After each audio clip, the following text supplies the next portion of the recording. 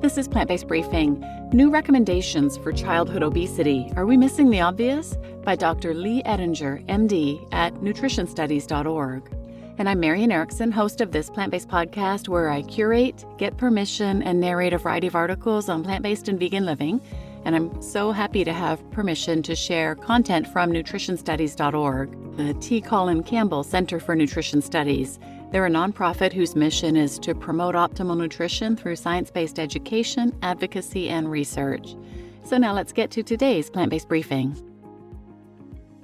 New recommendations for childhood obesity. Are we missing the obvious? By Leigh Ettinger, MD, at nutritionstudies.org.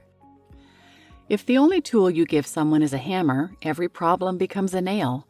In January 2023, the American Academy of Pediatrics issued new guidelines for evaluating and managing childhood obesity.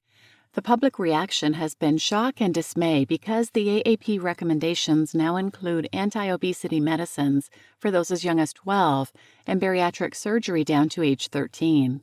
But these guidelines should not come as a surprise. Pharmaceutical and surgical interventions are how doctors have learned to react to disease. It should come as no surprise that, presented with the persistent, growing nail of childhood obesity, these are the hammers they wield. The AAP also recommends intensive health, behavior, and lifestyle treatment, IHBLT. According to the guidelines, IHBLT should be intense and frequent. It should include physical activity and nutrition counseling. However, the 100-page document is not very specific about what nutrition counseling should involve. They suggest avoiding sugar-sweetened beverages and applying the governmental MyPlate recommendations, but these recommendations were not specifically developed for pediatric weight management. In their defense, the AAP admits there are scant studies on nutrition and pediatric weight concerns, confirming that nutrition is the screwdriver that doctors are not learning to use during all our hammer lessons. There is one descriptive instruction in the whole document. IHBLT nutrition counseling should include a non-diet lifestyle modification approach that teaches families to set goals for meal preparation, grocery shopping, and learning skills including portion size and label reading. While a lifestyle modification approach can be applauded, encouraging children to limit portions and check labels sounds like a restrictive diet. Why restrict when the whole food plant-based diet has been shown to lead to weight loss while encouraging bountiful meals and snacks of colorful plants?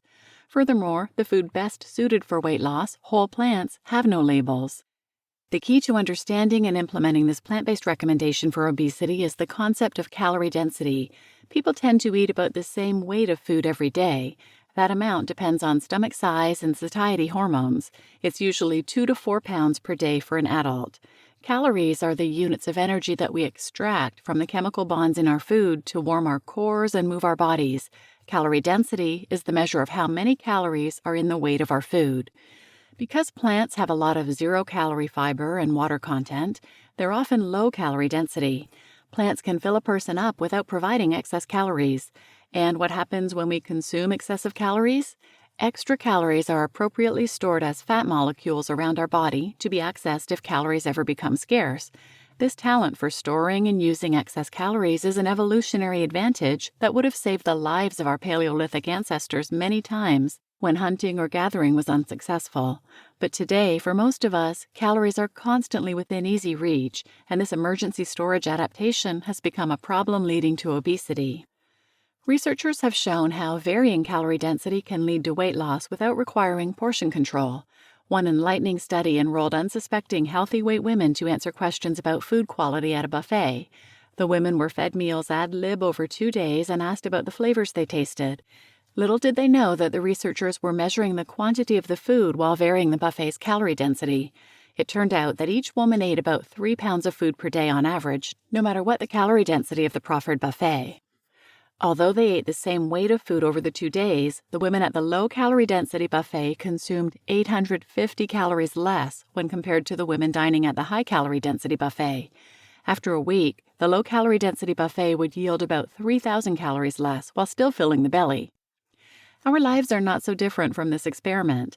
Most of us have easy access to an all-you-can-eat buffet stocked with countless high-calorie density delights, processed foods with added oils, sugar, and salt. Children today can easily take in many more calories than their bodies require. When weight loss is the goal, it's unnecessary to shrink the buffet. Instead, we should be switching the buffet to low-calorie density foods.